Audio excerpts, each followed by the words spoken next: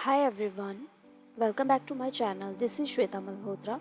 सो आज के इस वीडियो में हम एक इंटरव्यू क्वेश्चन डिस्कस करेंगे जो कि बहुत इंपॉर्टेंट एंड मोस्टली इंटरव्यू में पूछा जाता है। सो क्वेश्चन इज़ कि अगर स्विच के स्टेटमेंट में हम ब्रेक स्टेटमेंट को यूज़ ना करें तो क्या हमारा कोड सक्सेसफुली एग्जीक्यूट हो जाएगा, या फिर उसमें कोई कंपाइलेशन एरर आएगा, या कोड अगर सक्सेसफुली एग्जीक्यूट हो जाता है तो उसकी आउटपुट करेक्ट होगी या नहीं होगी। तो चलिए डिस्कस करते हैं।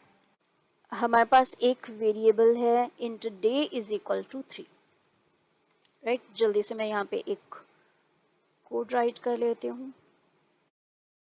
सो इंटरव्यू में क्वेश्चन पुट किया जाता है कुछ इस वे से। अगर हमारे पास एक डे है, int day is equal to 3 and switch हम यहाँ पे डे यूज़ कर रहे हैं नंबर 3, तो इन केसेस में हम ब्रेक स्टेटमेंट यूज़ नहीं कर रहे हैं तो क्या आउटपुट होगा? क्या ये सारे केसेस एग्जीक्यूट करेगा? क्या ये यहाँ पे स्पेसिफिकली इसको मैच करके इसकी आउटपुट शो करेगा? क्या रिजल्ट होगा?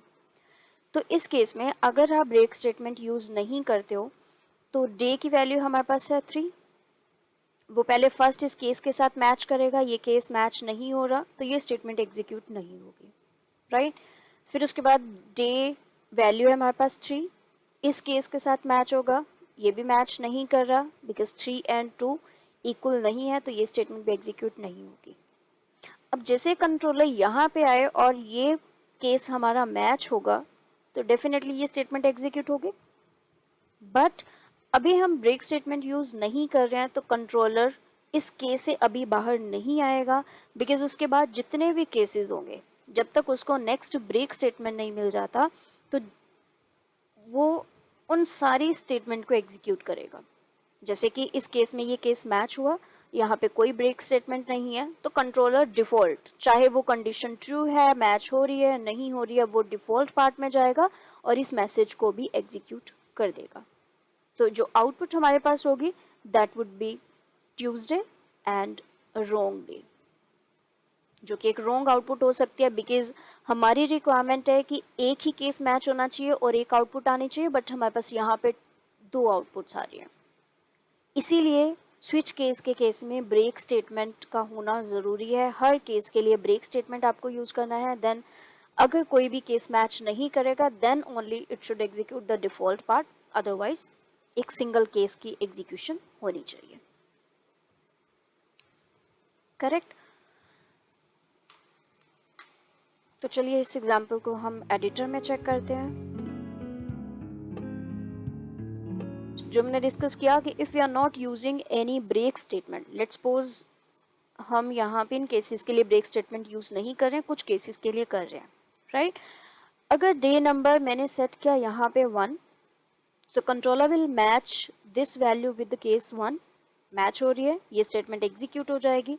एग्जीक्यूशन के बाद next statement is break statement, और जैसे उसको ब्रेक स्टेटमेंट मिलेगी that will immediately just come out from the case और कंट्रोलर डायरेक्ट यहाँ पे आ जाएगा, you can say out of switch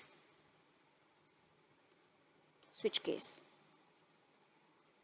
let's see, अभी मैंने डे नंबर चेंज किया 1, तो ये केस मैच होगा, एग्जीक्यूशन होगी, ब्रेक इमीडिएट बाहर आएगा और लास्ट ये स्टेटमेंट हमारी प्रिंट होनी चाहिए।